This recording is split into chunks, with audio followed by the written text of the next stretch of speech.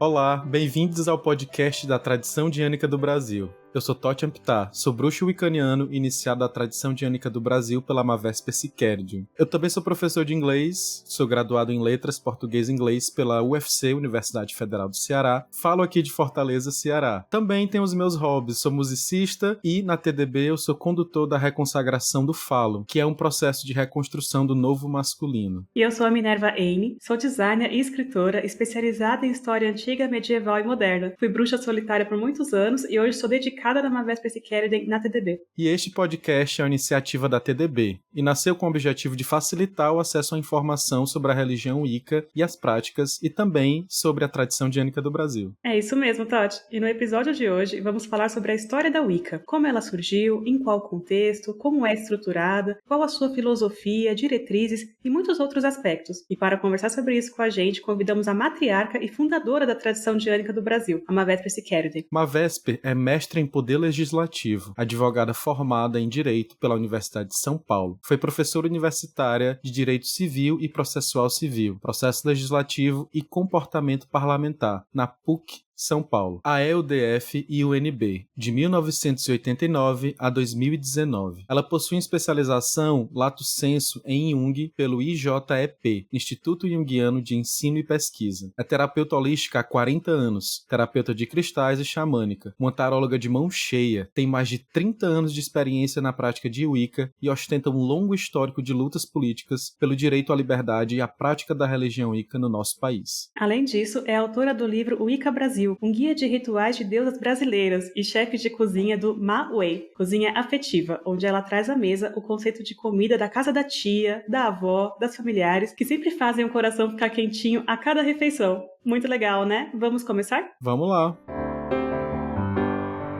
Mavesper, muito obrigada por aceitar o nosso convite.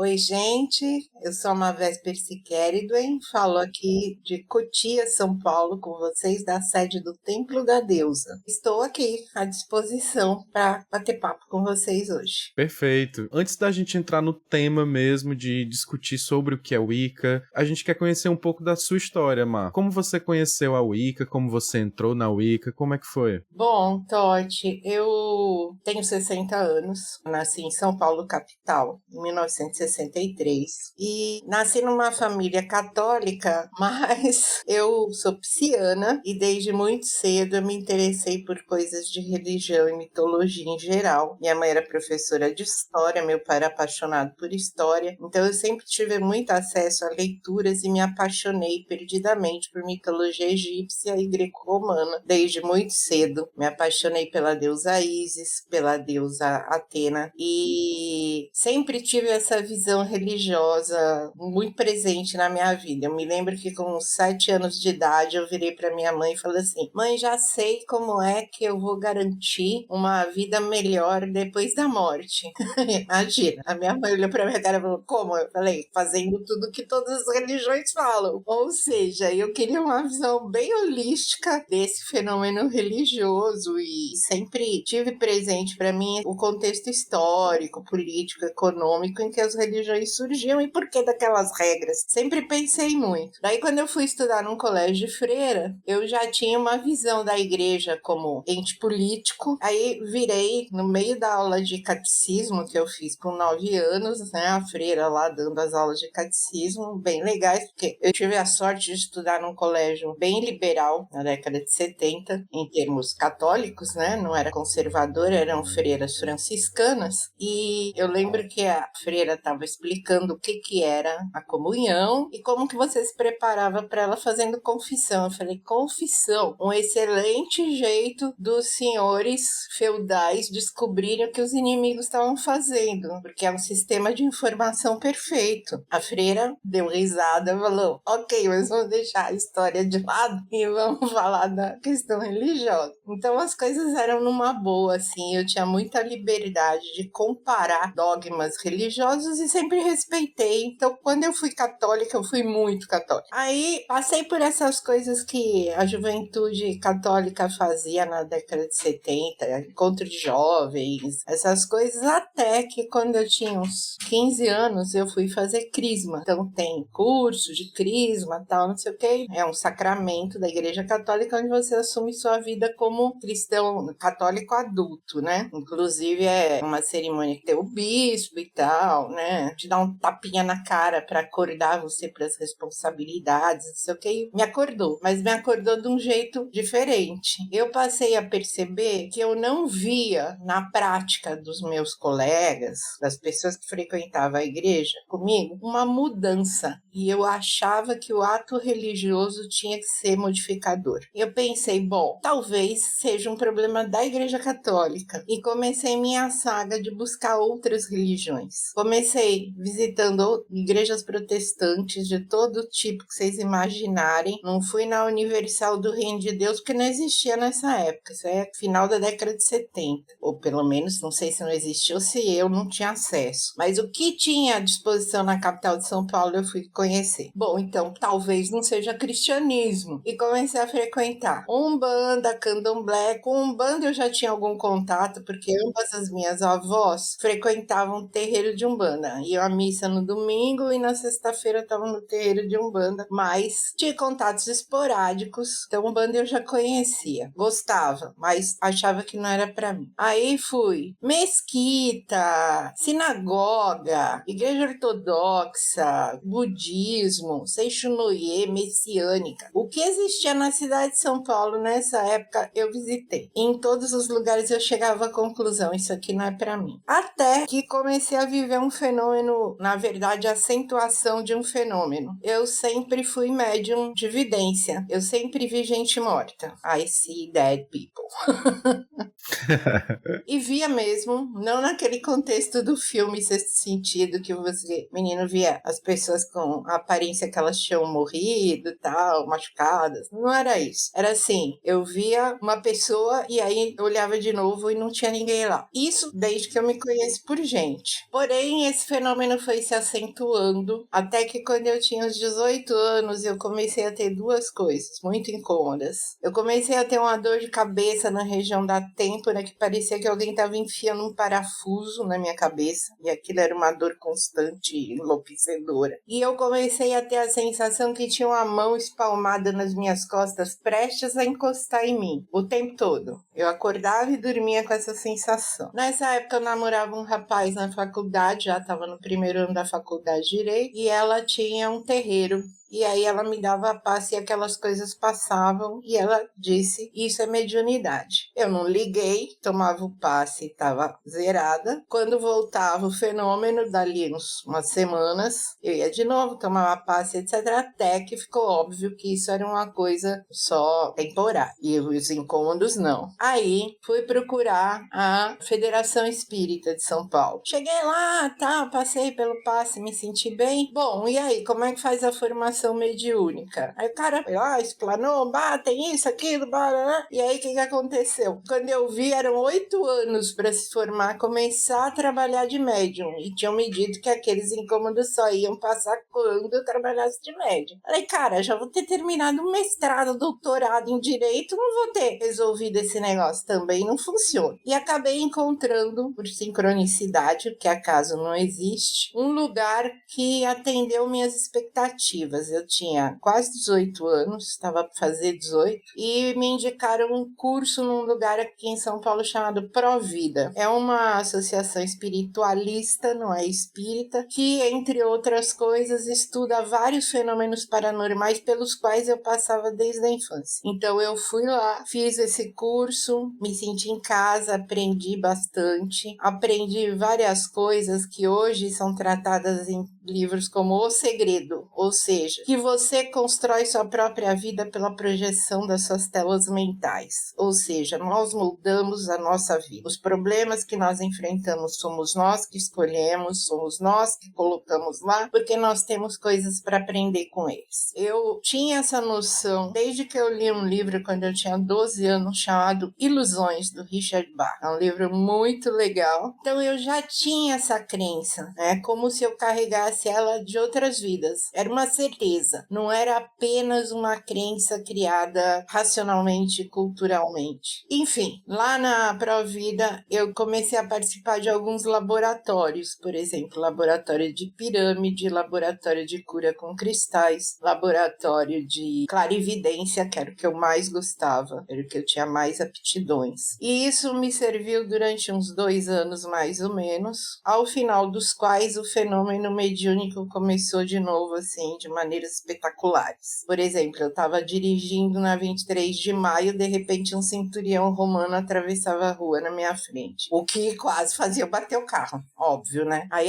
ia até a ilha do meio lá da 23, olhava pra mim, dava tchauzinho e sumia. Nesse nível. As coisas foram indo, eu tava terminando a faculdade já, e aí eu cheguei na seguinte situação. Eu dirigia pra casa e eu morava na Moca, e eu tinha que passar pra chegar em casa do lado do cemitério da Quarta Parada. É um cemitério antigo aqui de São Paulo, daqueles tradicionais, túmulos grandes e tal. Não me incomodava. Porém, um dia eu tava voltando pra casa, era tipo umas 2 horas da manhã, ou seja, as ruas vazias, e um sinal de trânsito fechou na frente da porta do cemitério. Eu parei, aí eu olhei pro lado, e do lado do carro tinha uma menininha de uns 5 anos de idade, vestida de azul, na frente da porta do cemitério, chorando, dizendo: tia, me deixaram aqui, você me ajuda a ir pro meu lugar? Até hoje, contando essa história, eu me arrepio. Não de medo, de tristeza, de eu tinha que fazer alguma coisa. E a partir desse fenômeno, os seres que eu via começaram a me pedir ajuda. Isso acabou me levando a conhecer um terreiro de Umbanda, na Vila Alpina, terreiro do Caboclo Rei da Mata. Resultado, cheguei lá, me senti mais do que na minha casa e fiquei 10 anos trabalhando como médium de Umbanda, como cavalo do Caboclo Pedras Verdes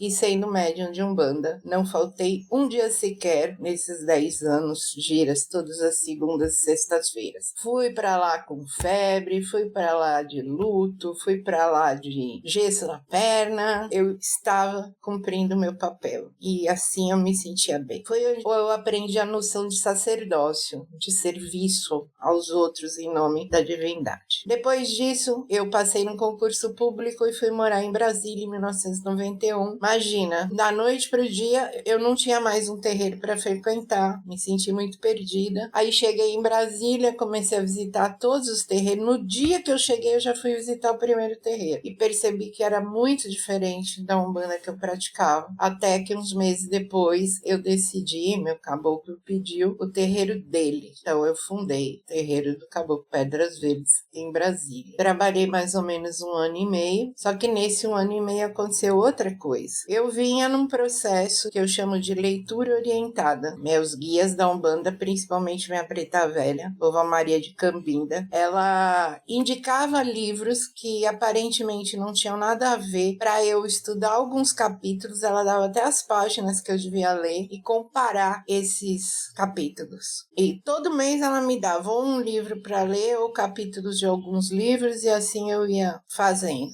E as coisas tinham tudo a ver. Era tipo um livro sobre cabala, um livro sobre templários, um livro de psicologia, um livro sobre xamanismo. Ela marcava as páginas quando você ia ver o mesmo tema, né? Nesse nível eu tava de estudo orientado. E um dia ela chegou para mim, quando eu tinha um pouco antes de eu mudar. Isso aconteceu um pouco antes de eu mudar para Brasília. Ela virou para mim e falou assim: olha, esse mês você vai comprar um livro só, chama O Poder da Bruxa, da Laurie Cabot. Falei, porra, isso é um best-seller, tá aí na lista da Veja de mais vendidos. Ela falou, esse é o livro do mês. E foi através do livro da Laurie Cabot que eu conheci a Deus. Quando eu terminei de ler aquele livro, era como se eu tivesse encontrado uma coisa que faltava na minha alma. Anos antes, na década de 80, eu estava na faculdade, eu tinha lido As Brumas de Avalon. E quando eu eu vi o culto da deusa Keridwen, alguma coisa fez um eco de memória para mim, mas passou. Nessa época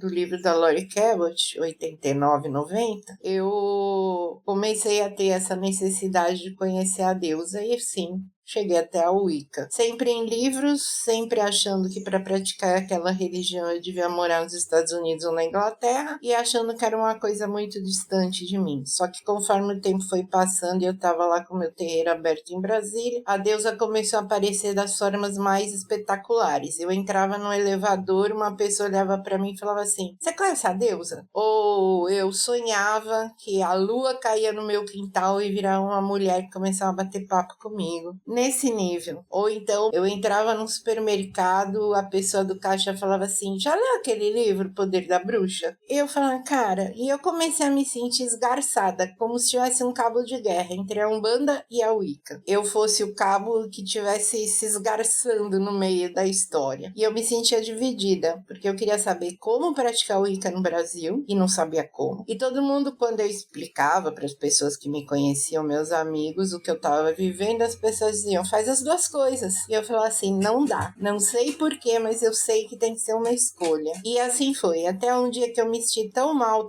já fazia uns 2 anos que eu tava naquela situação, que eu virei falando assim: "Olha aqui, guias, orixás, deusa, vocês vão fazer o seguinte, senta o rabo aí, resolve, e me comuniquem com clareza, sem enigma, sem bobeiras, o que é para eu fazer, ou uma coisa ou a outra." Isso foi numa sexta-feira. No domingo, não, isso foi num domingo, na quinta-feira era a gira do meu terreiro em Brasília. Eu tava nessa época com 22 pessoas na linha de passe, sendo preparadas para iniciação por mim, e aí as pessoas foram chegando para a gira daquele dia. Na mesma noite, as 22 pessoas me comunicaram que estavam se mudando de Brasília, pelas razões mais diversas. Uma porque era esposa de militar, o marido tinha sido transferido, a outra porque tinha passado no vestibular em outro estado, outra porque a mãe ficou doente no Nordeste, tinha que morar no Nordeste. As 22 pessoas na mesma noite. E eu me rendi. Falei: "Ok, então vamos ser bruxa." Fechei o terreiro, doei todas as coisas e comecei a praticar o Wicca do jeito que eu achava que era para praticar. E nessa época já tinha sido lançado um outro livro do Evan John Jones, a Doreen Valiente, Wicca, Bruxaria Tradição Renovada. Aí eu vi lá, ritual para começar, bababá, e fiz aquele ritual naquela noite, numa noite de lua cheia, só que eu não sabia. Eu achei que eu tinha feito um ritual de dedicação, que é o ritual em que você se oferece para o aprendizado. Eu fiz um ritual de auto-iniciação, sem saber. Eu me comprometi a ser uma sacerdotisa da deusa. E aí que a porca torceu o rabo, porque aí veio toda a avalanche energética de responsabilidades de uma bruxa iniciada para alguém que não sabia praticar bruxaria. Isso me fez ir atrás de conhecer outras pessoas. Conheci o grupo da Mirella Fauri em Brasília, que fazia uns rituais públicos para a deusa. Amei os rituais, passei a frequentar e frequentei durante 5 anos lá. Quando ela abriu um coven, o segundo coven, que ela já tinha um antes em atividade, eu entrei para o grupo da Lua Nova, grupo da Lua Crescente, e fiquei lá durante 5 anos. Foi um aprendizado maravilhoso, foi lá que realmente eu aprendi a cultuar a deusa, aprendi estruturas que eu uso até hoje para ensinar as pessoas que eu levo no caminho da deusa, que eu ajudo a caminhar no caminho da deusa. Mas também foi lá que eu aprendi como um coven não deve ser. E a TDB surgiu quando ela me expulsou de lá, e eu formei meu próprio coven através de pessoas que eu encontrei na internet, nascendo então em 1998 o Coven Círculo de Prata. Este ano completou seus 24 anos de existência, entrando no seu 25º ano de existência, e ele é a semente que se tornou a tradição diânica do Brasil. No ano 2000, eu já conheci há alguns anos o Claudinei Prieto através da Abrauica. Ele me iniciou na tradição que ele era iniciado, a tradição Old Daieri,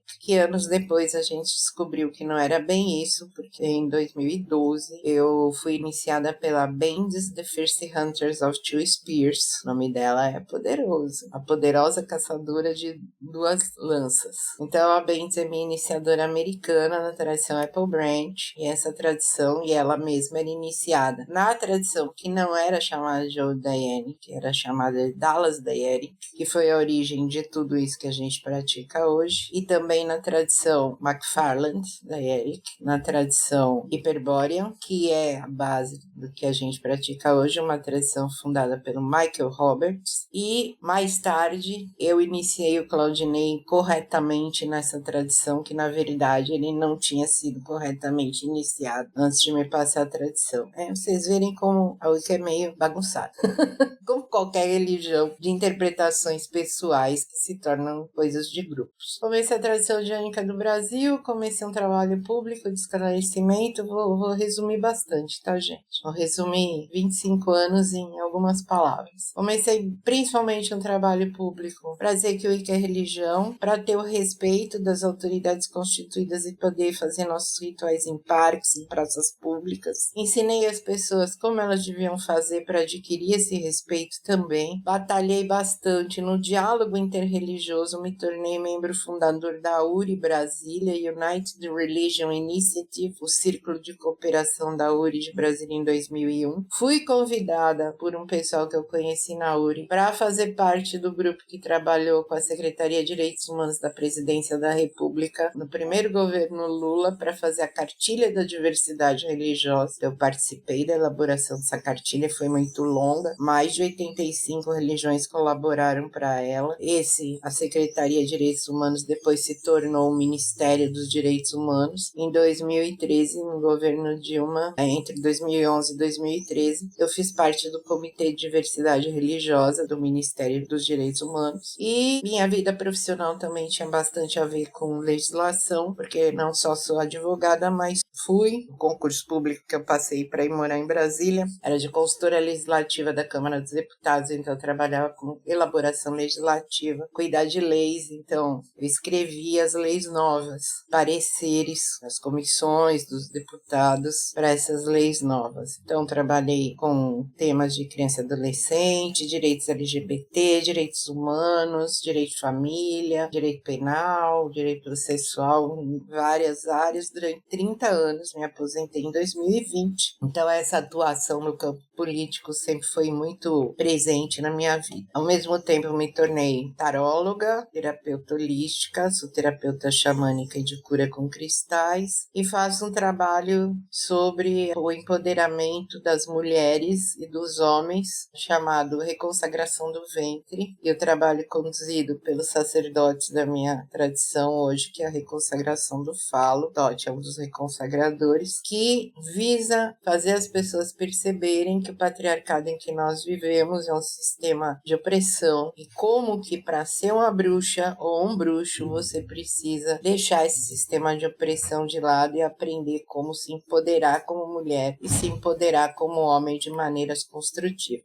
Acho que é isso. Escrevi o livro Wicca Brasil sobre as deusas indígenas brasileiras, que são grande parte do trabalho da tradição jânica do Brasil hoje. E acho que é isso, gente. Se eu esqueci alguma coisa, vocês me dão um toque. Falei pra caramba. Toda a sua história e contribuição social é mesmo impressionante. Uma vez, muito obrigada por tudo e por tanto. A gente não saberia dizer onde é que estaria a Wicca no Brasil se não fosse pela sua contribuição. Gostaria de saber mais sobre a religião Wicca, onde ela teve origem, quem foi o propulsor inicial e qual era o contexto histórico da época que surgiu. Bom, a Wicca, como a gente a conhece hoje, surgiu a partir de 1952 na Inglaterra, com a publicação de um livro de um autor chamado Gerald Gardner, que escreveu sobre ter sido iniciado num coven de bruxaria. Na verdade, por que foi 1952? Porque foi o ano que a última lei penal contra a bruxaria foi revogada. Então ele se sentiu à vontade de revelar que ele era um bruxo. Porém, existia na Inglaterra o que se chamava de witchcraft tradicional.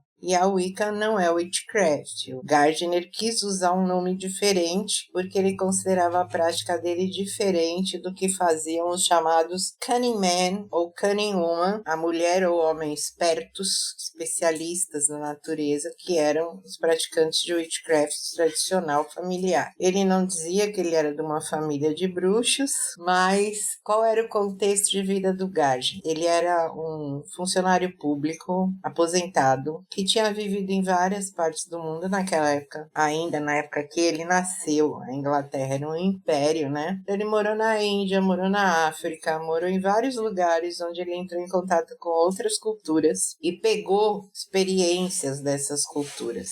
Então, na verdade, muita gente fala que coisas que ele colocou na Wicca não pertencem à prática da bruxaria witchcraft, que era a bruxaria campesina da Inglaterra. Ele fundou, então, um grupo que se reunia em New Forest, perto de Londres, numa floresta, e esse coven dele dizia que ele era originário do coven da Old Dorothy Clutterbuck.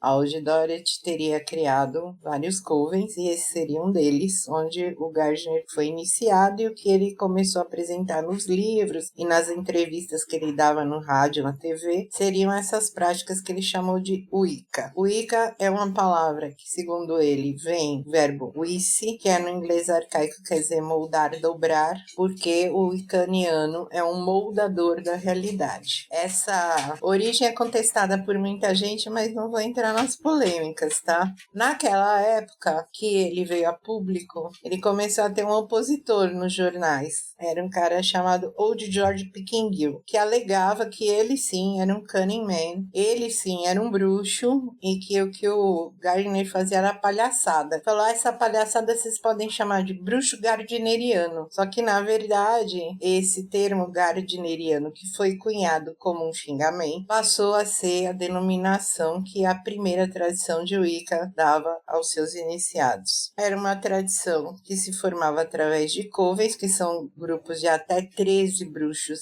e bruxas no total, com um casal dirigente, uma sacerdotisa e um sacerdote, que cultuavam a deusa tríplice e seu consorte, o deus cornífero, e que faziam magia para moldar a própria vida e de quem eles quisessem influenciar. A Wicca tinha um código de comportamento chamado Conselho Icaniano, faça o que quiseres se a ninguém prejudicares, e seguir a lei tríplice, ou seja, tudo que você fizer voltará para você 3 vezes. Ela se distingue da witchcraft porque a witchcraft não segue essas éticas. A ética é totalmente pessoal, não tem um lineamento ético na witchcraft. Até hoje você encontra witchcraft na internet facilmente. Então, se você está procurando witchcraft, não é disso que a gente vai falar nos nossos podcasts. Nós vamos falar de Wicca. E witchcraft vocês vão encontrar como caminho sinuoso, caminho tortuoso, caminho esquerdo. Não é disso que nós vamos tratar aqui. Então, se o que você está procurando é bruxaria tradicional, não é dela que nós falamos. Essa é outra religião, nós respeitamos. Aliás, ela nem se considera uma religião. Ela acha que ela é um ofício, ou seja, um jeito de trabalhar. Mas eu discordo dessa definição, então não é para mim. E é isso. Então, Mavesper, só retomando, essa seria a principal diferença entre a Wicca e a bruxaria, correto? Não só a ética, o lineamento ético, o norteamento ético é uma grande diferença, uma das principais, mas não é a única. O método é diferente. Por exemplo, não existe culto aos deuses na witchcraft. Existe a comunicação com o espírito. Esse espírito não é exatamente uma divindade, é o próprio espírito da natureza. Mas na Wicca também, aquilo que a gente chama de deuses e deuses são o espírito da natureza. Mas a abordagem é diferente e faz toda a diferença. Então, os instrumentos são diferentes, a ritualística é diferente, o calendário de celebrações é completamente diferente. Não existe uma witchcraft só, né? Que geralmente é a interpretação familiar ou regional de várias partes diferentes do Reino Unido. E também não existe uma Wicca só. Essa Wicca que a gente pratica hoje aqui, a gente pode chamar de nova Wicca americana, que quando a Wicca, na década de 70, foi para os Estados Unidos com um iniciado do Gardner chamado Raymond Buckland e começou a ser praticada por pessoas no meio universitário, se juntou ao movimento feminista americano e outras pessoas que já praticavam bruxaria tradicional, como a Susana Budapeste e o Victor Anderson nos Estados Unidos, ela deu origem ao que se chama nova Wicca americana e nós estamos no meio desse surgimento, meados para final da década de 70, dessa chamada nova Wicca americana. Mavesper, quais são as principais crenças da Wicca? Bom, para poder responder as crenças principais da Wicca, eu tenho que definir o Wicca, porque a partir da minha definição de Wicca é que a gente vai concluir quais são essas crenças. Primeiro de tudo, eu devo dizer que eu tenho uma opinião que é bastante polêmica no meio pagão brasileiro. Eu acho que o Wicca é sinônimo de bruxaria moderna. Eu acho que todos os tipos de bruxaria moderna são alguma vertente de Wicca. Isso é muito criticado, que as pessoas falam, mas bruxaria não é o Wicca, bruxaria é o todo, o Wicca é só um pedaço dela. Eu não acredito, eu acho que isso é uma questão que foi bastante politizada para distinguir os grupos e seus dirigentes, com uma questão de dizer que bruxaria é mais livre. Aqui no Brasil também cultuaram o termo bruxaria natural, que seria mais livre ainda, né, para alegar coisas como, eu posso ser cristão e bruxo. Isso é uma posição política que eu acho impossível, ninguém pode ser cristão e bruxo. Bruxaria significa culto aos deuses antigos, pré-cristãos, e por aí vocês já veem que essa definição é polêmica, então vamos deixar bem claro a partir desse momento que a minha definição de Wicca é uma definição sujeita a críticas, que eu aceito tranquilamente, não tô nem aí. Decidi que não preciso convencer ninguém, simplesmente quero praticar a bruxaria com as pessoas que concordam com a minha definição, com a minha visão. E a partir daí, então, eu respondo quais são as principais crenças da Wicca. A primeira crença é que o universo foi criado pela grande deusa criadora, sozinha. Eu acho que a melhor ilustração disso é a resposta do meu marido para um colega dele evangélico que perguntou, você não acredita que Deus criou o mundo em 7 dias? Ele falou, olha, esse cara todo dia enche o saco dele, até que ele respondeu, olha, eu acredito que uma deusa que era tudo que existia, um dia se sentiu sozinha, bateu uma siririca, teve um orgasmo, isso era o Big Bang, e é isso aí. É exatamente o que eu acredito. O orgasmo da deusa gerou o universo e ainda gera até hoje, e tudo que existe surgiu a partir do orgasmo da deusa. Aí ela criou tudo que existe, e nesse processo de criação, uma parte dela se transformou no Deus, que é o introdutor da diversidade. Esse Deus, ela é aquela que canta em todas as coisas, e ele é o condutor dela na dança espiral do êxtase. Me arrepia falar isso, porque isso é a história da vida, uma história de amor. O trabalho do icaniano, para alguém se tornar icaniano, é descobrir esse caminho até a deusa e segui-la na espiral do êxtase. Bom, então, crença na deusa. E que deusa é essa? É o princípio divino feminino primordial, que não tem um nome só. É a deusa dos 10 mil nomes e infinitas possibilidades. E que Deus é esse? É o Deus de chifres, o filho e consorte da deusa, o Deus caçador, o Deus senhor de chifres, porque é uma religião nascida na Europa ocidental. Então, um dos animais que eles mais identificavam com o poder e a força maior da natureza era o veado. Então, é o Deus com chifres de veado,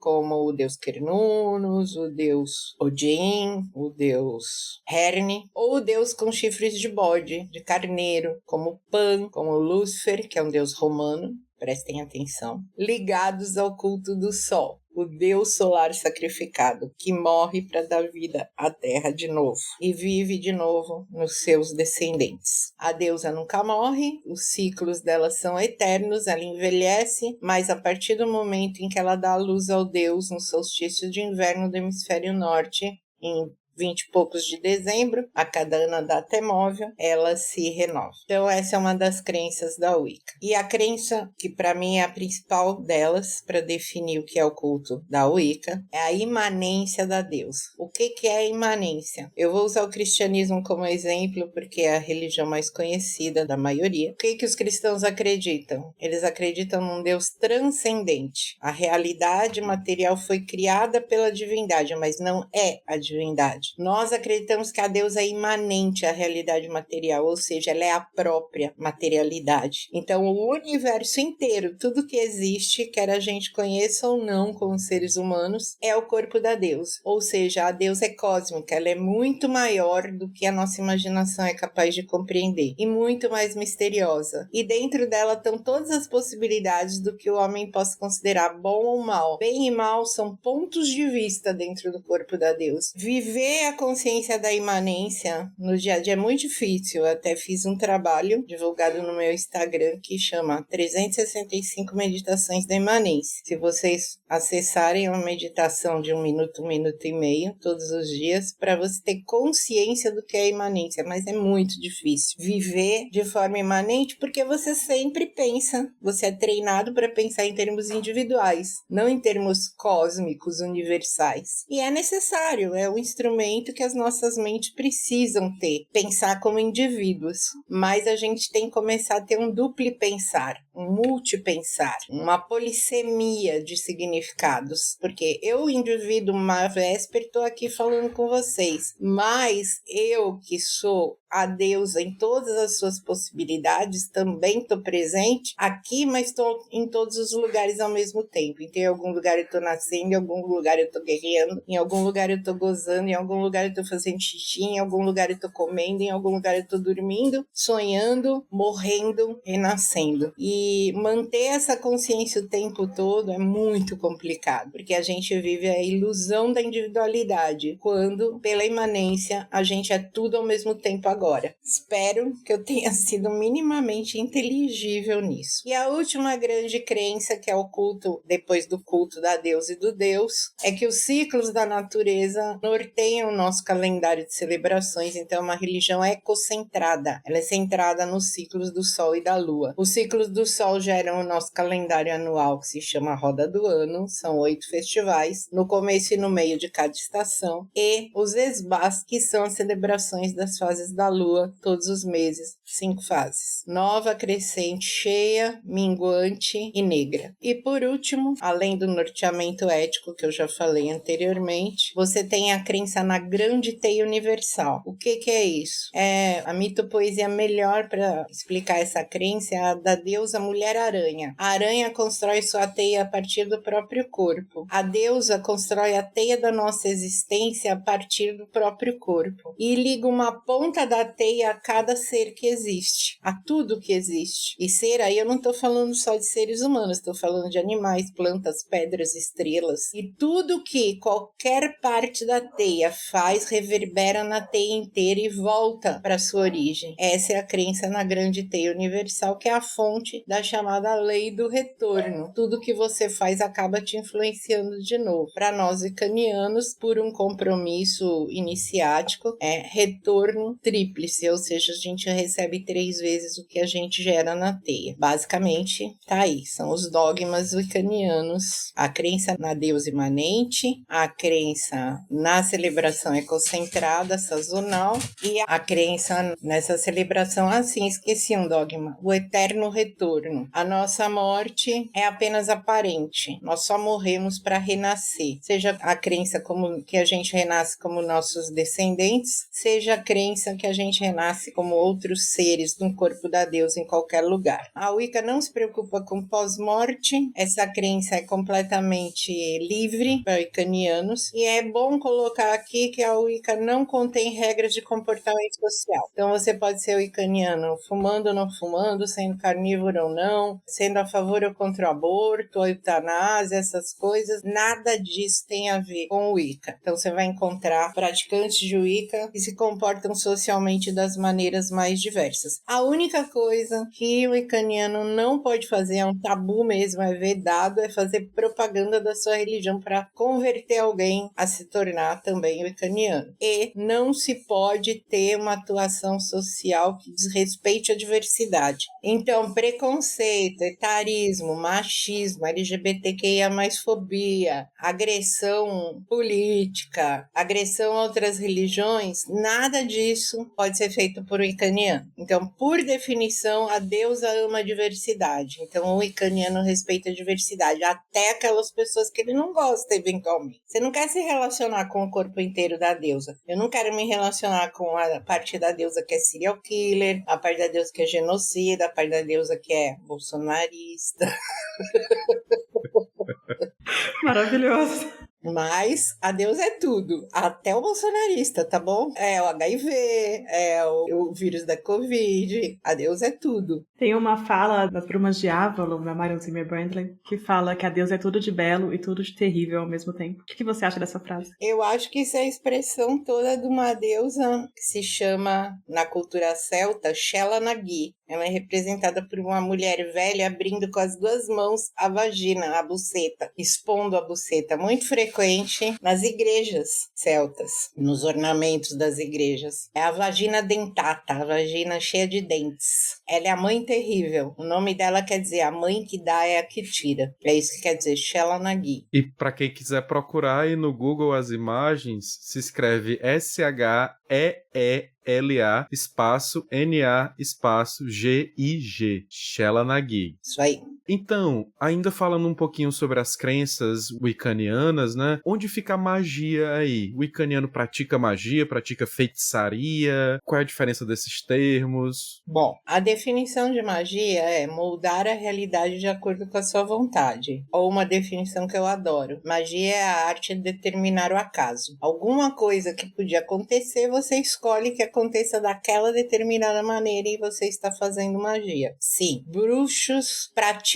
bruxaria. E a bruxaria é praticada. A magia na bruxaria se chama feitiço. O que é isso? É a corporificação dessa transformação da realidade através da sua vontade. É para isso que a estrutura dos rituais é criada. Você traça um círculo mágico, aquilo ali é um mini cosmos que vai se refletir depois no macrocosmo, depois da transformação que o feitiço faz. Você pega a energia dos deuses em outros planos de existência, traz para dentro do círculo mágico, concentra essa energia e depois direciona um cone de poder com a sua intenção para comunicar a todos os mundos, ou seja, ao corpo todo da deusa, que aquela mudança aconteceu. Isso é a magia e a gente só utiliza nas nossas feitiçarias elementos da natureza. Então, magia natural. Essa é a magia da bruxa. É uma magia feita em pé de igualdade, não é uma magia que domina a natureza, é uma magia que lembra a natureza, que todos nós somos irmãos dentro do corpo da deusa, com os 4 elementos, água, terra, fogo e ar. Então, a minha água, o meu fogo, a minha terra e o meu ar conversam com a água, o fogo, a terra e o ar da natureza e falam: ei, lembra de mim? A gente é irmão na deusa, então colaborem comigo. É uma magia colaborativa, não é uma magia de poder sobre, é uma magia de poder com. Por isso se chama caminho lunar de magia. Caminhos solares existem inúmeras formas de magia. O mago é superior aos elementos da natureza, então ele manda nele. A bruxa não é superior, ela é irmã da natureza. Então ela não manda, ela pede colaboração. Mas, Véspera, então depois de tudo isso que você explicou pra gente, como é que você define a Wicca? O Wicca é uma religião pagã, iniciática, mistérica, ecocentrada, sacerdotal, de culto a deusa tríplice, seu consorte o deus cornífero, norteada eticamente pelo conselho wiccaniano, faz o que se quiseres se a ninguém prejudicares, e orientada pela lei tríplice. Tudo que você fizer retornará para você 3 vezes, e com a crença na grande teia universal, ou seja, tudo que você faz influencia o todo e volta para você. Tudo que todos os seres fazem influencia o todo. Eu acho que basicamente é isso. Como a Wicca chegou no Brasil? Ela é reconhecida legalmente como uma religião? Essa pergunta eu respondo há 30 anos. Pela nossa estrutura constitucional no Brasil, qualquer religião é automaticamente reconhecida. Se você criar amanhã a Igreja do Palito de Fósforo Queimado, ela tem todas as proteções que qualquer religião tem. Isso vale para tudo. Se você quiser fazer a religião do Senhor dos Anéis, vai ter proteção legal. Se você quiser fazer a Igreja de Satã, vai ter proteção legal. De 2002 para cá, o Código Civil mudou e criou um tipo de pessoa jurídica chamada entidade religiosa. Esta é a forma pelas quais as igrejas se organizam no Brasil. Elas são entidades religiosas. Tem lá um lineamento legal para isso e um registro próprio no registro público de pessoas jurídicas. No Brasil, a gente criou a IBWB, Igreja de Bruxaria Wicca do Brasil, em 2009. E ela existe desde então, tá? Com as suas prerrogativas, o que não quer dizer um reconhecimento legal da Wicca, é um reconhecimento legal da IBWB, né, para agir como ente político social no mundo. Por exemplo, se amanhã você quiser se candidatar como sacerdote ou sacerdotisa icaniano para um concurso público, ou você quiser trazer uma sacerdotisa dos Estados Unidos para cá com visto especial que não tem tempo de validade. Para isso, a IBWB funciona, para dizer quem é bruxo, mas só em termos legais, para coisas legais assim, participar de um concurso público, se candidatar a um visto, esse tipo de coisa. Claro que todo mundo que informalmente é bruxa, principalmente as bruxas solitárias que só praticam bruxaria no seu próprio lar, são bruxas igualmente. Estou falando em termos legais, né? Então, essa é a definição legal, mas todo mundo que pratica o Wicca é reconhecido. Como é que a Wicca chegou no Brasil? Ela chegou na cena pública na década de 90, em 98, foi feito o primeiro congresso de bruxaria de Wicca no Hotel Danúbio, em São Paulo, coordenado pelo Wagner Périco, sacerdote fundador da tradição Vanin de bruxaria. Naquela época, ele era líder do Coven Fênix, um wiccaniano auto-iniciado que tinha se juntado com outros praticantes. Lá também foi a origem da Abra Wicca, Associação Brasileira de Arte e Filosofia da Religião Wicca, que eu presido desde 2003. E é uma associação, não é uma igreja, mas uma associação de bruxos do Brasil inteiro para defesa jurídica dos seus direitos, para esclarecimento sobre a religião, para dar cursos nas regiões que as pessoas precisam aprender coisas básicas. Eu falo sem medo que 90% dos praticantes de bruxaria moderna no Brasil passaram pela Abra Wicca em algum momento das suas vidas, né? 90%, garanto para vocês. Ainda hoje. Tem gente que acha que a Abra Wicca acabou, não acabou, mas ela tem uma posição muito institucional apenas, né? Quando ela é acionada, ela age em defesa dos direitos dos wiccanianos. Então, Mavesp, quais são as deusas e os deuses cultuados na Wicca? Em tese, a Wicca, a partir da década de 80, ela começou a ser orientada para a deusa, ou seja, qualquer deusa de qualquer panteão da humanidade, e o deus é qualquer deus de qualquer panteão da humanidade, exceto aqueles deuses que se propõem deuses únicos, claro. Não pode se fazer o Wicca cultuando Jeová ou Alá, mas você pode praticar o Wicca, e muita gente pratica, cultuando Hecate, Isis, Afrodite, Astarte, Diana, Keridwen, Brigitte, Shell, Nukuá, que é uma deusa chinesa, deusa dragão, Pele, a deusa do vulcão do Havaí, que aliás está em erupção hoje,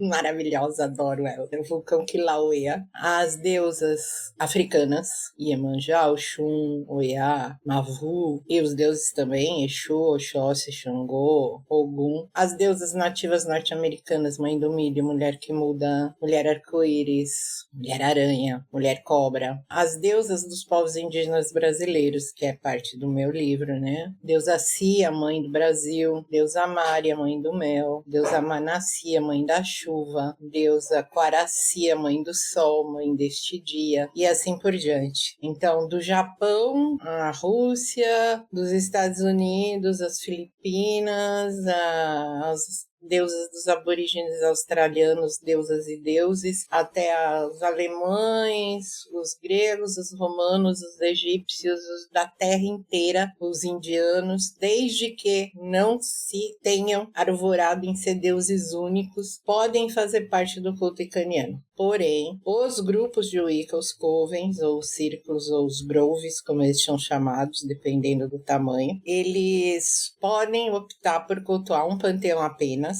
1, 2, 3, ou fazer celebrações que a gente chama de panculturais. Na TDB, a gente celebra panculturalmente, ou seja, a Deus e o Deus em quaisquer tradições. Para traçar um círculo de iniciado da TDB, a gente invoca deuses de 18 tradições diferentes. diferentes, 18 panteões diferentes. E pode estar fazendo a conta. Mas, Véspera, é interessante que você fala de culto a vários panteões, porém não a Jeová e Alá. A título de curiosidade, para quem estiver ouvindo, você pode explicar um pouco mais por que seria tão complicado misturar cristianismo, islamismo com a Wicca? Bom, esses deuses surgiram em contextos da transformação do paganismo dos seus próprios povos. O que é paganismo? Pagão é aquele que cultua os deuses dos campos. Pagus é a palavra em latim para campo, enquanto urbe é para cidade. Então não é o culto de quem morava nas cidades, é o culto de quem morava no campo, expresso nos ritmos da natureza de plantio e colheita. Se fosse no Brasil, a gente podia dizer é o culto do caipira, tá? Então, paganismo é esse paganismo antigo de todos os povos. Os judeus e os árabes, eles tinham seu paganismo. Os judeus cultuavam Shekinah, eles cultuavam deusas. E Alá, originariamente, é uma deusa chamada Aulat, o vento que sopra no deserto. Quando o muçulmano vai cultuar a pedra chamada Kaaba, que na verdade é um meteoro que caiu no meio do deserto e foi moldado na forma de um cubo gigantesco de basalto preto, todo muçulmano tem que cultuar Kaaba pelo menos uma vez na vida lá no local dela. Aquilo ali é um culto da deusa Ishtar, originariamente. Então, vamos pensar que as religiões monoteístas, elas surgiram num contexto pagão, tá? O neopaganismo, ou seja, o paganismo que a gente vive hoje como wiccanianos, ele é uma reinterpretação do paganismo ao mundo moderno. Então, por que eu não posso cultuar Jeová e Alá? Porque simplesmente eles falam que os outros deuses não existem. Como é que eu vou cultuar um Deus que nega a existência dos outros? Onde é que fica a diversidade? Onde é que fica a deusa primordial? Porque essas religiões são religiões masculinas. Então, a gente chama elas de religiões retilíneas, religiões majoritárias, com regras de transcendência e não de imanência, por isso que não tem nada a ver. Não é compatível ser wiccaniano e ter qualquer outra religião que não seja pagã. Eu posso ter práticas xamânicas, por exemplo, que é uma religião ecocentrada também, os vários tipos de xamanismo, e continuar bruxa. Mas eu não posso ser cristã e bruxa. Ah, mas existe o Wicca cristã. Bom, existe uma coisa que inventaram, que algumas pessoas acham que praticam, que chama Wicca cristã. É outra religião. Não tem nada a ver com a gente. Não é bruxaria pra mim, na minha definição de bruxaria. Porque não é neopagã, não é ecocentrada, enfim. Então, Mavesper, passando agora para uma parte mais prática, material, digamos assim, como os praticantes, as sacerdotisas e os sacerdotes da Wicca celebram seus rituais, seus festivais? A gente tem os nossos calendários sazonais, que o ciclo solar é representado por uma roda de 8 raios, chamada Roda do Ano. Eles celebram ciclos de plantio e colheita de acordo com o que acontece no hemisfério norte. Então, em março, é celebrado o Sabaustara, que é a origem pagã da festa da Páscoa, onde a deusa é uma jovem que provoca o degelo de primavera, faz as flores renascerem e todo o verde voltar depois de ter passado meses embaixo da neve, aparentemente tendo morrido. Quando chega o então Ostara é celebrado entre 20 e 23 de março todos os anos. Em seguida, vem o Sabá Beltane, que é celebrado no dia 30 de abril. É a véspera do 1º de maio. E ele é o encontro sexual da deusa e do deus. Nesse encontro, a deusa engravida do deus e vai se tornando uma mulher madura. Aí tem o Sabá Lita, celebrado entre 20 e 23 de junho, que é o Sabá do verão, do auge da natureza. Se Beltane é o encontro sexual, Lita é o orgasmo da natureza, onde a deusa está plena, fértil, maravilhosa. Só que aí também começa o declínio dela e o declínio do deus. O deus que é adulto, cavaleiro, campeão dela, vai começar a envelhecer. Aí vem o Sabá Lamas, em 1º de agosto, que é o Sabá do Pão. É quando a deusa, pela primeira vez, se torna a velha, a ceifeira, pega a foice e corta o grão de trigo, que é o corpo do Deus, e faz o pão, para que o pão realimente a vida. Só que ela já está grávida dele mesmo. Ele vai renascer tendo sido engendrado, aquela gravidez sendo sido engendrada por ele. Então ele é filho e ele é consorte. Aí a deusa mata o Deus, se torna a ceifeira, e ele se transforma no pão, e a gente celebra o mistério do pão e do sangue dele que corre sobre a terra, que é o vinho. Acho que vocês já perceberam que pão e vinho tem alguma coisa a ver com o mistério de outra religião. É essa outra religião que deriva da nossa, não é o contrário. Mas a gente celebra esse mistério do pão e do Deus solar sacrificado, porque ele é o sol que se transformou no grão de trigo que virou pão. Ele é o sol que fez a uva crescer e se tornou o vinho. Esse grande mistério da vida, ele é celebrado em todos os rituais de Wicca, tanto solares quanto lunares. No chamado grande rito ou grande casamento, onde a gente une a taça com a tame. A tame é um punhal que representa o falo ereto e a taça representa o útero da deusa que recebe o falo do deus, e isso traz a vida de volta. Esse grande rito ou grande casamento é assim encenado na nossa religião, em todas as nossas celebrações. Aí vem o Sabá de outono, que é o Sabá Mabon, celebrado entre 20 e 23 de setembro, hoje. Por coincidência, estamos gravando o podcast no Mabon deste ano. E é o Sabá que fala da convivência da vida e da morte. Você tem perdas e tem ganhos. E você tem que aprender a aceitar os ciclos. Quando Deus morre pela segunda vez, como as coisas que vão ser guardadas nas despensas. As frutas que viram geleias e confitados, as coisas de horta que vão ser conservadas, vão virar picles, conservas, etc., para se preparar para passar o inverno e não ter fome. Esse é o Sabá Mabon. Então você também escolhe as sementes que você vai guardar para plantar no próximo Ostara, que é o Sabá do outro lado da roda. É o equinócio de primavera, enquanto o Mabon é o equinócio de outono. Aí vem o terceiro Sabá da colheita, que na verdade é o Sabá do sacrifício do Deus na forma de animais. É o Sabá Soen, é o nosso ano novo, celebrado no dia 31 de outubro, em que a gente vai reconhecer que aqueles animais que os nossos ancestrais tinham nos campos não podiam ser todos alimentados durante o inverno com o que a gente tinha guardado de grãos. Então, alguns deles precisam ser mortos e sua carne conservada. Então, é o momento de fazer as conservas, os assados. Soen também é chamada a festa da maçã.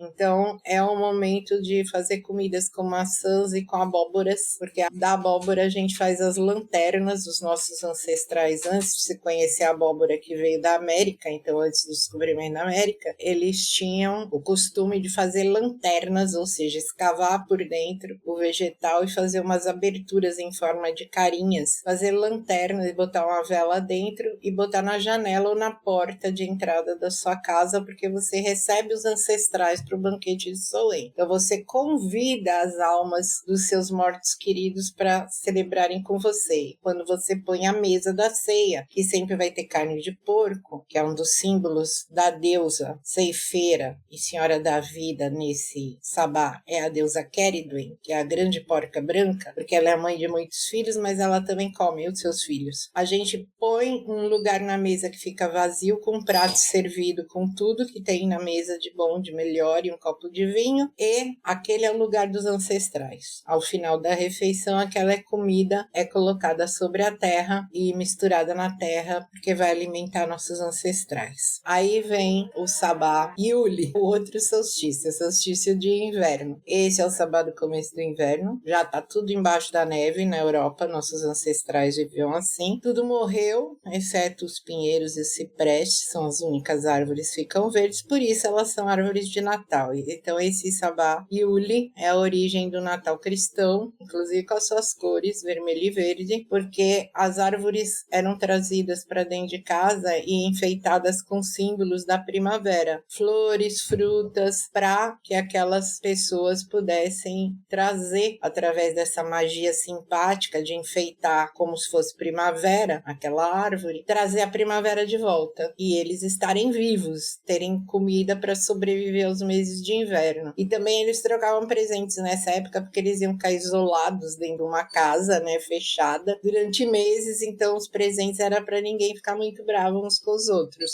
Então era uma troca de presentes para apaziguar as famílias.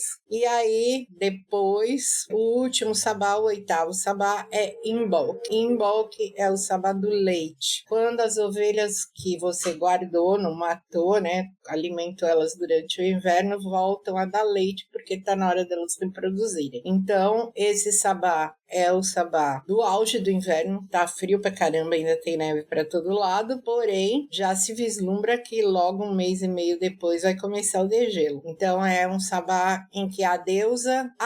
desculpe. Faltou falar uma coisa do Yule. A deusa velha dá a luz no Yule, ela se torna mãe. E quando chega em Bolkin, ela está amamentando o deus menino, o bebezinho deus. E enquanto ela amamenta, vem o mistério da renovação da deusa. Ela se transforma de novo numa jovem, até que ela vira de novo a donzela de Ostara. Então essa é a celebração do grande ano solar, chamada Roda do Ano pelos icanianos. No Brasil existe uma polêmica, que eu desconsidero como polêmica, para mim já está ultrapassada há muito tempo, de se celebrar pelas datas do hemisfério norte e hemisfério sul. Eu não acredito que exista uma roda do hemisfério sul, mas essa é uma opinião polêmica. Muita gente pratica a roda do hemisfério sul, diz que ela existe, eu discordo, porém, dá certo. Celebrar dentro do círculo mágico, você cria a realidade que você quiser, então dá certo. A roda do ano, ela é celebrada então em datas trocadas, por exemplo, ele é celebrado em junho, enquanto o Lita é celebrado em dezembro. Isso corresponde ao calendário? Corresponde, mas não corresponde aos ciclos da agricultura do Brasil. Então eu prefiro manter as datas dos nossos ancestrais, porque eu acho que tem a ver inclusive com o que os povos indígenas celebravam nas suas comunidades no Brasil, e eles são os verdadeiros brasileiros, nós somos neo-brasileiros, né? Então nossos irmãos, nossos parentes indígenas celebravam no ritmo que se reconhecia na natureza no hemisfério norte, sem saber, claro.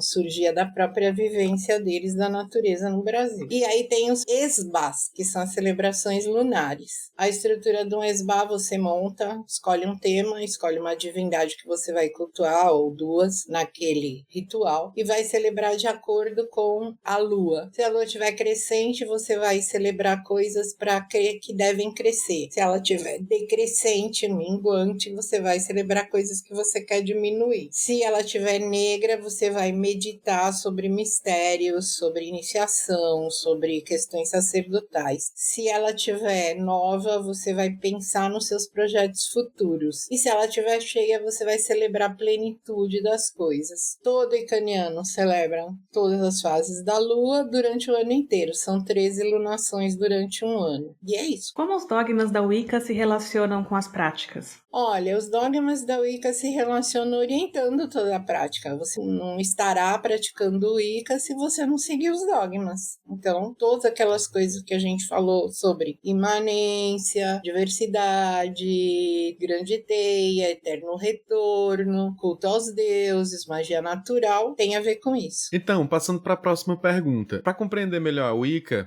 é importante entender o que ela não é também. Em termos gerais, quais são algumas das coisas que a Wicca não é? Você já comentou sobre as divindades que se dizem divindades únicas, a gente não celebra, justamente pelo fato de a gente aceitar a diversidade e tudo mais. Mas quais outros elementos a Wicca não é? Bom, o Wicca não é uma coisa que traz poderes mágicos de Harry Potter. O Wicca não é um culto demoníaco. A gente nem acredita em demônio, o diabo não existe na nossa mitologia. Não é pacto com algum ente das trevas, que nós não acreditamos também em nada disso. Não é uma coisa que acredita em guias espirituais.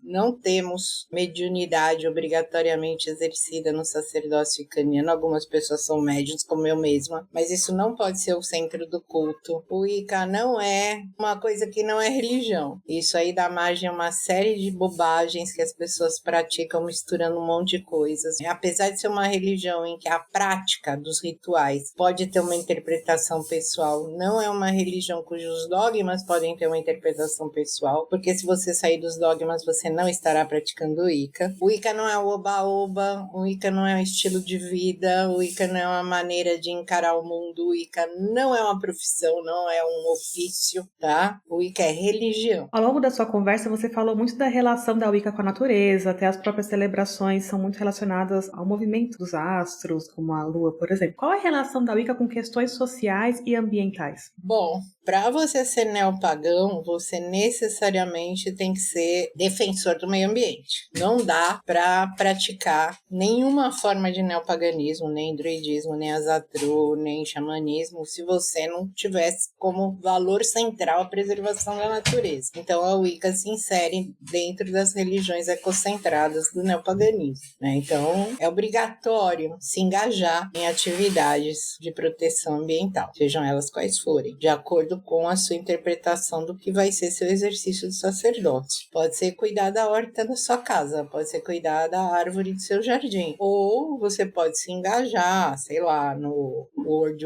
Wildlife Foundation, na WWF, por exemplo, né? Isso em termos de ambiente. Engajamento social, aí vai depender da sua interpretação pessoal de como você vai exercer seu sacerdócio. Muita gente opta por defesa da mulher, da criança e adolescente, de animais, de locais da natureza ou de causas em geral, mas sempre respeitando a questão da ecocentralidade e da diversidade. Causas LGBT, causas de diálogo interreligioso, contra agressões ao Estado laico, por exemplo, que é uma das vertentes que eu trabalho, mas cada um vai escolher, vai perceber sua vocação, e isso é uma vocação sacerdotal. Participar dessas coisas tem que alimentar a sua alma, não pode ser uma coisa forçada, tem que ser uma coisa que você curte fazer. Cura também, né? O sacerdócio se exerce muito através da cura, muita gente é curador, né? Eu mesma trabalho com cura. Então, Mavesper, a tradição diânica do Brasil é uma das muitas tradições de Wicca que existem, né? A gente até falou que você é a matriarca e fundadora da tradição diânica do Brasil. Como dá para explicar melhor essas tradições? Como elas surgiram? Quais as principais diferenças delas? O que é que torna elas diferentes umas das outras? Olha, as tradições surgem pela prática continuada de um ou mais grupos. Uma definição interessante é assim: se você tem um grupo que pratica sempre a mesma coisa e ele gera mais dois, ou seja, tem 3 covens praticando os mesmos rituais há pelo menos 3 anos, surge uma nova tradição. Então é pela interpretação pessoal dos líderes fundadores dessas tradições, muitos são mulheres, mas também há homens que fundam tradições ou casais, e a maneira pela qual eles escolhem praticar esses rituais. Aí eles encontram pessoas com ideias semelhantes, com necessidades semelhantes, formam seus covens, iniciam novas pessoas, vão gerando outros covens até que se forma um grupo, e aquilo chama tradição, tá? As tradições, elas geram outras tradições pela cisão, né? Alguém praticava de um jeito e quer praticar de outra, ele funda outra tradição, mas o processo é sempre o mesmo, pelo menos 3 anos e 3 grupos praticando a mesma coisa para ter outra tradição. Ou às vezes formam clãs, que são grupos mais livres, ou se tornam bruxos solitários, que é uma prática muito importante na bruxaria. Ser um bruxo solitário, ou seja, praticar seus rituais no âmbito da sua casa sem contar com outras pessoas, que também é possível. E as tradições também podem ter interseções. Uma pessoa pode ser iniciada em várias tradições. Eu sou iniciada em 5 tradições diferentes. Então, em momentos diferentes da vida, você sente necessidade de aprender outra tradição, pratica ela um tempo, volta para a original ou adota uma das outras, e aí vai depender muito de como a sua vida sacerdotal vai prosseguindo. Para as pessoas que têm interesse em conhecer mais sobre a Wicca, você já falou um pouquinho sobre O Poder da Bruxa, da Laurie Cabot, que é maravilhoso, a Mirella Fowler, os livros dela. Quais outros livros você recomenda? Olha, os livros da Mirella Fowler não tratam de Wicca, eles tratam de religião goddess oriented, orientada para a deusa. Então, a Mirella, na época que eu praticava com ela se dizia caniane bruxa. Depois ela passou até a rejeitar o termo bruxa. Ela se considera sacerdotisa da deusa. Ela morreu recentemente, mas os grupos que ela fundou hoje, a Teia de Thea, por exemplo, lá de Brasília, e os grupos dela derivados continuam goddess oriented, orientados para a deusa. Não é Wicca, mas os livros dela são muito bons para quem quer conhecer sobre a deusa. Os livros do Claudinei Prieto, que é Wicca para Todos, é muito bom para as pessoas que querem começar, mas o principal livro que eu recomendo é A Dança Espiral, da Starhawk. Para mim, ainda é o melhor livro de Wicca jamais escrito. Tem um outro livro muito bom, mas esse vai ser acessível só pessoas que já têm mais conhecimento para entender o que está sendo falado lá, que é o Gilberto Lascaris, Mistérios do Wicca. Esse livro é muito bom. Tem um outro livro muito bom chamado Mistérios Wiccanos, do Raven Grimassi. Também é bom para entender principalmente a estrutura do círculo mágico. E eu recomendo também toda a obra do escritor chamado Scott Cunningham, tá? Porque foi o primeiro a falar de modos de auto-iniciação e práticas de bruxaria solitária. Ele é um autor muito importante. Eu peguei aqui o nome do livro do Gilberto Lascaris. É Ritos e Mistérios Secretos do Wicca. Ok. Esse livro é recomendado para quem já tiver estudado bastante os outros livros que a gente mencionou aqui. Tem um livro bom para quem está começando, chama Wicca Essencial, da Stelly Daniels. Embora fale muito mal de Wicca diânica, que é a Wicca que eu pratico, o livro é bom para dar um panorama geral, tá? A Dança Cósmica das Feiticeiras. O Spiral Dance em português chama A Dança Cósmica das Feiticeiras. É o livro da Star Hall. Eu errei o nome. Se vocês procurarem Dança Espiral, vocês não vão achar, desculpa. É A Dança Cósmica das Feiticeiras. Para quem quer conhecer também um jeito da Wicca modificada, que é chamada de bruxaria, aquele Bruxaria Tradição Renovada, da Doreen Valente, do Ivan John Jones, é muito recomendado, tá? Mas aquilo ali também não é exatamente o Wicca. Mas é bom conhecer, porque tem muitas coisas de lá que a gente usa no nosso culto. Eu procurei esse livro aqui na internet e eu achei ele com o nome de Feitiçaria Tradição Renovada. É o mesmo livro? Isso, Feitiçaria Tradição Renovada, é o mesmo livro. Perfeito. E agora vamos chegando ao final, né? Temos algumas últimas perguntas a serem feitas. Então, vamos lá. A pessoa chegou agora, conheceu bruxaria, viu Wicca e quero virar bruxa. Quero conhecer a tradição diânica do Brasil. O que é que essa pessoa faria? Faz 30 anos que eu respondo essa pergunta.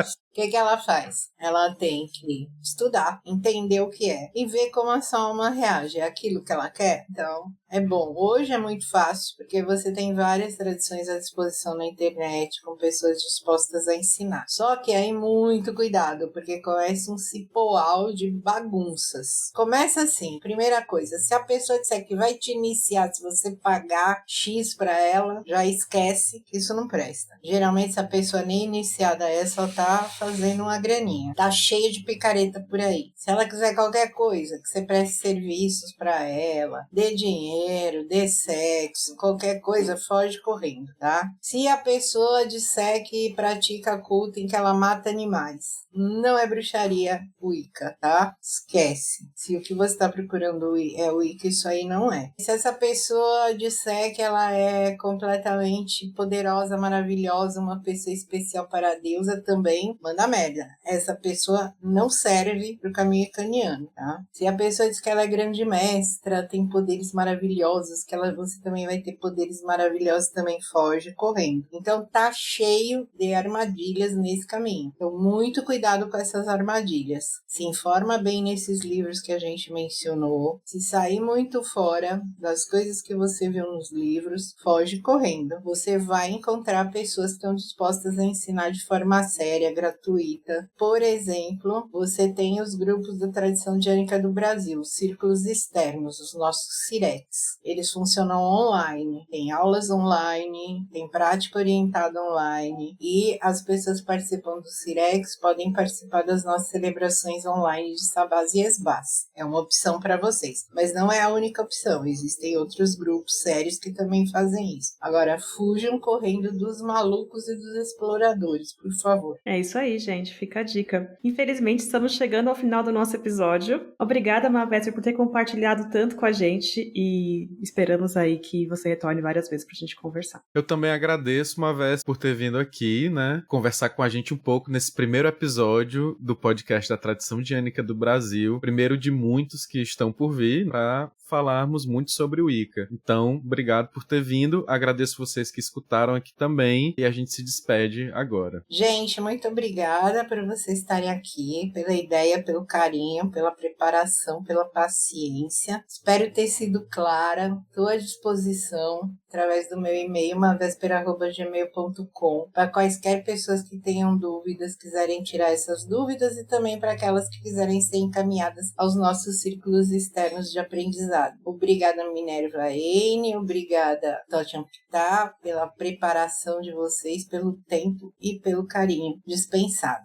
Amo vocês, obrigada, gente. Um beijão para todos, abençoado seja. Um beijão, pessoal. Beijão, gente. Feliz encontro, feliz partida, para que possa haver um feliz reencontro. Finalizamos o nosso bate-papo de hoje sobre a história da Wicca com a Mavés Persiqueridwen. Esperamos que tenham gostado. E fica aqui o nosso convite, queremos muito que vocês participem da construção desse podcast. Caso tenha alguma dúvida ou sugestão ou reclamação, elogios, comentários sobre este episódio, ou caso queira indicar uma pessoa especial para conversar com a gente, entre em contato com a gente pelas nossas redes sociais. Este episódio é uma produção da Tradição Diânica do Brasil e foi editado pela Luciana Borrasca.